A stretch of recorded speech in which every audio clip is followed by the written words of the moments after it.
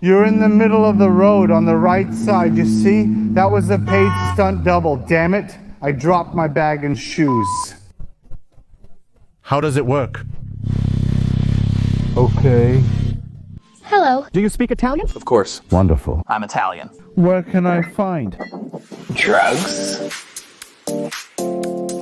Hello everyone, welcome back to the channel and to this new video. Today, the third episode that I officially start of this road to Capanord together with Mr. Giacomo Cini. Where are we starting from? Alesund. Direction? Trondheim. And that's what we're going to do, though, today. And that's why you see me more charged than usual. The Atlantic Road, a very important road that if you come to Norway you must take, along with the Trolls Road. It's also very famous, and you've definitely already seen it on the internet, because there are these photos of spectacular landscapes. Before we leave, however, our good friends at Yamaha remind us that every 1,000 kilometers we need to do a greasing, so we grease up and then we leave.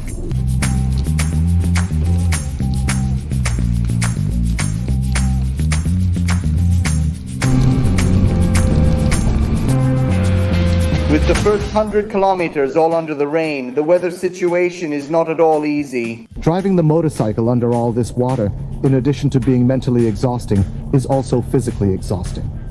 Because one tends to stiffen up because of things, even though the advice I always give you is not to stiffen up. Drive as softly as possible, as relaxed as possible, even though I realize it's difficult. It's chilly, but our current clothing still tolerates the 8 degrees Celsius temperature. The iPhone has stopped charging. Gas here costs €2.50, and we are going to fill up without complaining about the cost of gas. So guys, we left the main road to start the one that will take us, I believe, to the Troll Road. If everything I've planned on Kalimoto is correct, the weather, of course, is not showing any signs of improvement. Giacomo Cini is communicating with us via intercom. Mr. Cini, what are your thoughts on today's events? Well, I must tell you, I have to tell you, it's a typical Norwegian summer day. And the thing that strikes me, even walking around Alesund yesterday, is the fact that people don't care that it's raining. Like, looking down, hair, everyone's wet on the way home or to the destination. This situation doesn't make sense. Especially the faces of how they looked at us with our hoods up. Yes. People with unused hoods got their heads wet in the rain. Around here, you're not considered a man if you don't let your head get wet when it rains. Thanks, Nicolo, for clearing the way for me. I should call you Moses. I opened that puddle like it was a 2006. No. No, I dissociate myself. No, but anyway, he messed up my whole boot. Thank goodness I have this T-Chicks all Gore-Tex around. Which saved my ass. Otherwise I would have made like a sandal. Trollstigen. Okay, here, we'll come back later. Yes, this place deserves a great photo. But I want to go up there to take the photos. Up there, wow, what a sight. This little stream on one side is so beautiful. Oh my god, yes. Wow, what a sight. It's stunning, guys. My goodness. I think this easily falls into the most beautiful things I've ever seen in my life, so far. A sure top 5. Yes. I can say that I have goosebumps from excitement and not from the cold. It doesn't look as good on the GoPro. Look here. Look here.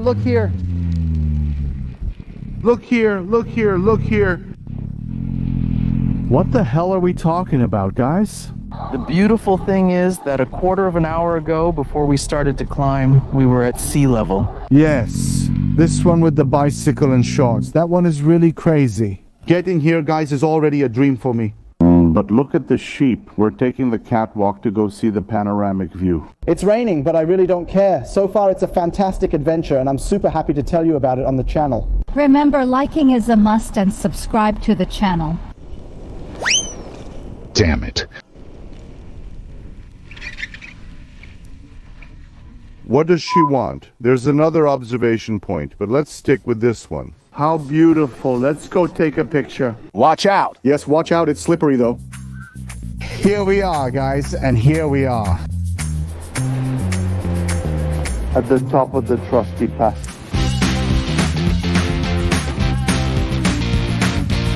I take the opportunity of this shed to tell you a bit about Trollstigen, the road we just traveled. Basically, it's a road that was opened in 1963. An average slope of over 10%, and it's a road that is located on County Road 63. It's the road that inside Norway, it leads to the fjords. And think about the downstream slope. I don't know if you've noticed. While climbing, it was entirely unprotected with no guardrails or safety measures, and it's been that way on the road since 1963. I imagine, I haven't read this, but I imagine there have been some accidents. There are many who even do it by bicycle, which with this weather I do not envy at all, and I don't know with what desire especially they do it. The road is magnificent and spectacular. It's a shame to face it in this condition. But we have a tight schedule today. Several hours of travel and many more kilometers to go.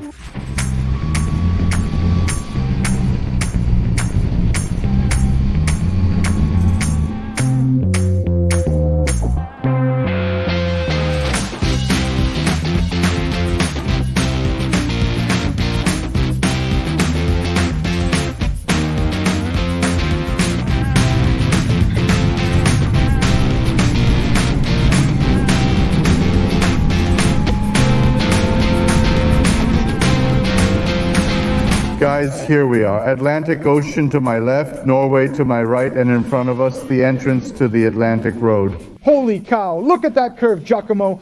No, well, bye, really. Jesus Christ has shown me grace. The rain has stopped and we'll soon launch the drone. For now, let's take in this brief stretch of the Atlantic Road. There you go.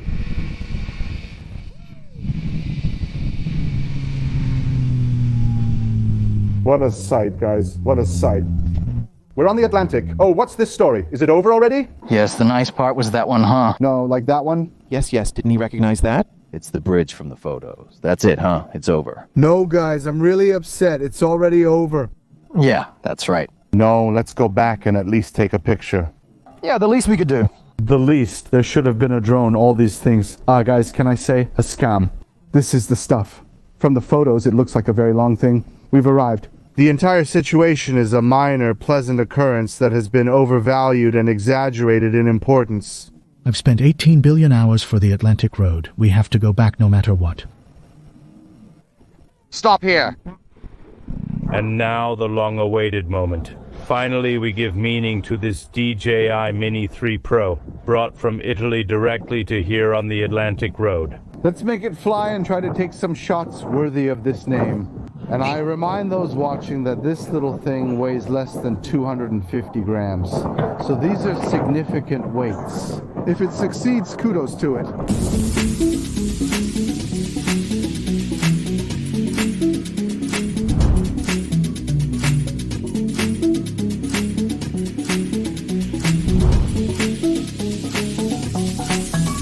We've left the Atlantic Road behind us, but as usual on this trip, I want to give you some additional information about the place we've just visited.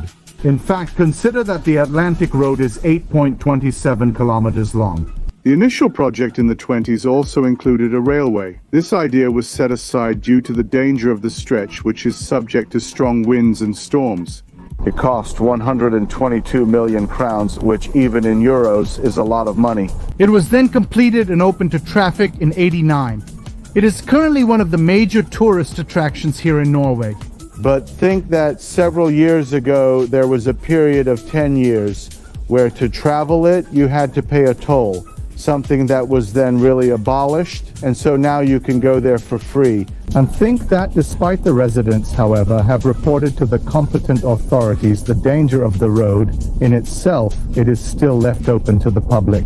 Despite being one of the world's top 5 most dangerous roads, we press on with our journey. Kawamoto says I'll arrive at 8:30. I hope that's not true. It's wrong, despite rarely being so. With 200 kilometers left, it's time to hit the gas and get moving.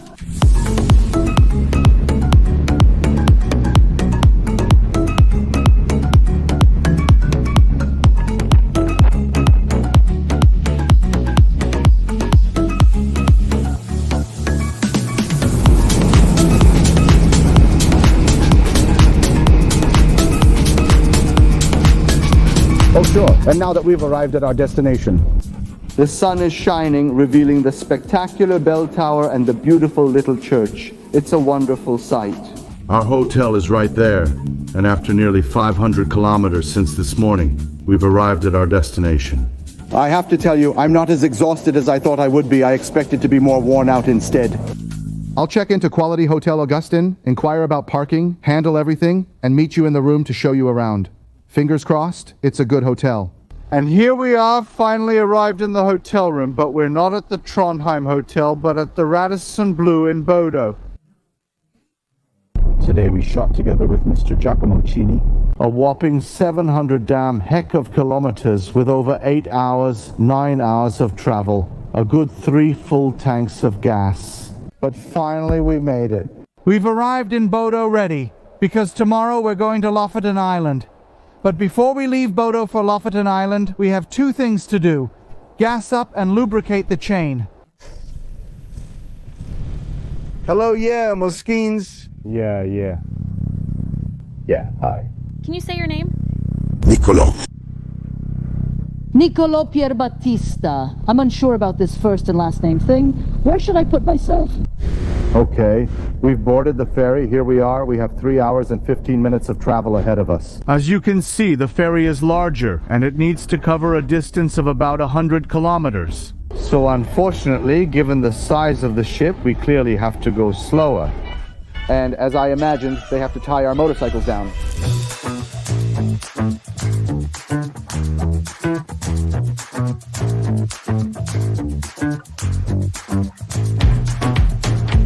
Let's go, Mr. Giacomo Cini. We have arrived. 3 hours and a quarter on the ferry, but we are here to conquer the Lofoten Islands.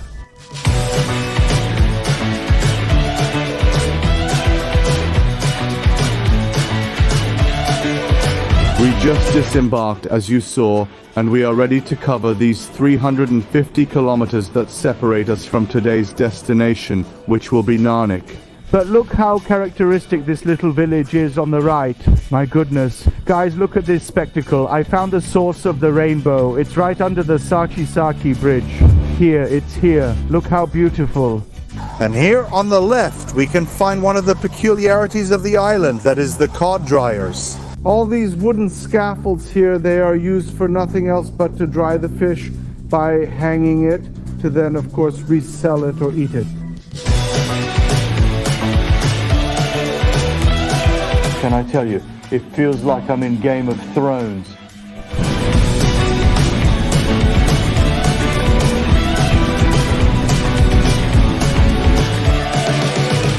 And there it is, standing out on this mountain ridge in front of us. We have Narvik. As expected, the moment it stopped, we took off our raincoats. What happened? It started raining harder than before. We've arrived at our Scandic hotel. The exterior design is very nice. Let's see if the interior is just as good. Arrived at the hotel. This is our little room with a view. Nothing special, but still a nice, pleasant hotel. We're on the next day. In fact, I've cut out the pointless evening. One-on-one playing lightsaber with Mr. Giacomo Cini. And we're ready on this 12th day to move to head to Alta, the penultimate city that will separate us from Nord. 480 are the kilometers that we should face today. All of them strictly under the rain. The forecasts, they don't show signs of improving. Actually, they are improving, to tell the truth. But only and exclusively when we are in indoor places, like you see at lunch or you see in the evening when we are in the hotel. However, for the rest, we are forced to get wet day after day.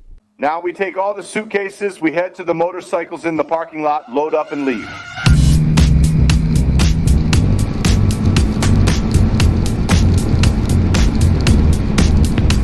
Given the weather and the cold, more than anything else this morning, it's 6 to 8 degrees, but all wet, we definitely feel less. Cappuccino and muffin. Guys, if you come here to these spots, get this brand of muffins. They are devastating, guys. After finishing breakfast, we have some good news. In fact, as you can see, parked next to us are a couple of big cutters. A couple, wife and husband, living here in Norway. After making the necessary introductions, we started to chat a bit, so on and so forth. They asked us about the trip. And us being good Italians, the first thing we asked them was, "Excuse me, how do speed cameras and patrols work here?" They told us that basically speed cameras here don't work for motorcycles because we don't have a front license plate. Just as we suspected, in other words. They don't work in combination. So it's not like if you see 2 speed cameras, the one on the left takes a picture of our direction of travel and vice versa. You can travel peacefully and calmly without receiving any fines from Norway from fixed speed cameras. The situation is different, however, with the telelaser. So the patrol that lies in wait, settles in, hides. And here I tell you that it's legal for them to hide, etc., and the story is different. There, if they stop you, they must make an immediate dispute.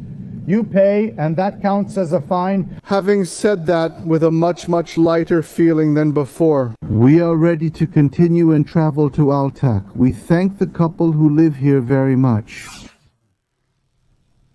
Giacomo, what on earth did you do? How? We had just left. Well, thanks for nothing. Chicks were crossing. The other car stopped. But why did you start off like that? No, but I'm doing 40. Fortunately, we didn't fall. It seems that nothing is broken.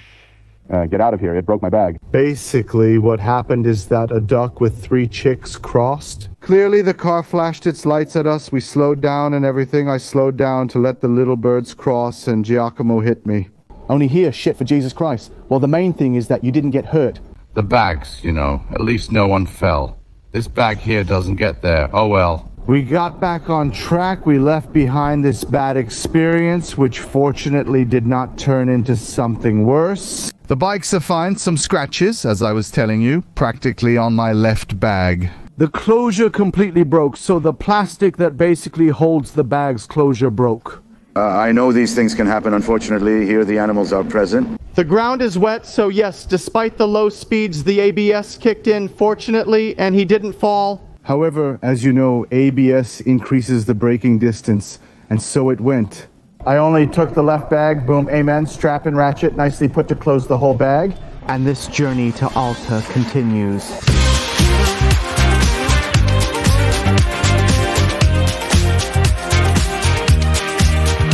And finally, guys, we're here.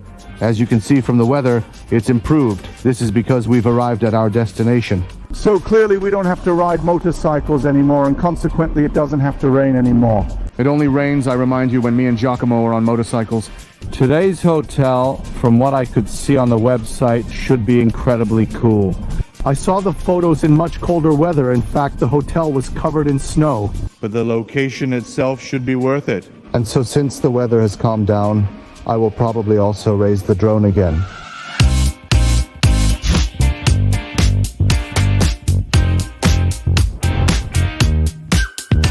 And here we are, guys, finally arrived in the hotel room, Giacomo. And what a room. With a capital R room. It took them exactly 12 days, but on the 12th day, they made a room as Christ commands. So let's talk about it. It's a trip that still has a cost. How are the other hotels? The other hotels were all 6.5, 7, some 9. But here? I'll give you a tour because the room is not small anyway. In the meantime, look at the river view we have out here. You've surely seen everything from the overview I showed you. The room continues here because at the entrance, of course, we have the bathroom, and you might say, such a small bathroom. No, not at all. It's as big as a hut. This bathroom is another room. If needed, another person could sleep here. Anyway, I'm very, very happy with the whole environment. We have a very rich spa and jacuzzi waiting for us that we've already booked, so we'll see you very soon in the spa environment.